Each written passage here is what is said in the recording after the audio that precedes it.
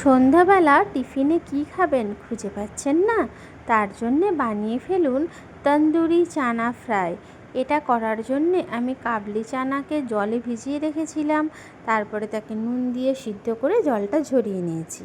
এর মধ্যে দিয়ে দিয়েছি 1 চামচ বেসন, 1 চামচ চালের গুঁড়ো, 1 চামচ অ্যারারুটের গুঁড়ো, আর দিয়ে দিয়েছি 1 চামচ তন্দুরি মশলা, দিয়ে দিয়েছি পরিমাণ মতো নুন, অল্প একটু রসুন কুচি, জোয়ান, আর দিয়েছি চিলি ফ্লেক্স। তারপরে অল্প অল্প করে জল দিয়ে ভালো করে আমি মেখে নিয়েছি। তারপরে আর কি, কড়াইতে সাদা তেল গরম করে একটা একটা করে চানা দিয়ে আমি ভালো করে ভেজে নিয়েছি।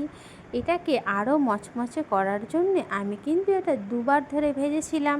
একবার ভাজার পর নামিয়ে রেখে আবার একবার ভেজে নিয়েছিলাম। এবারে দেখুন কি মচমচে হয়েছে না চানাগুলো। এর ওপর থেকে আমি অল্প করে দিয়ে দিয়েছিলাম চাট মশলা।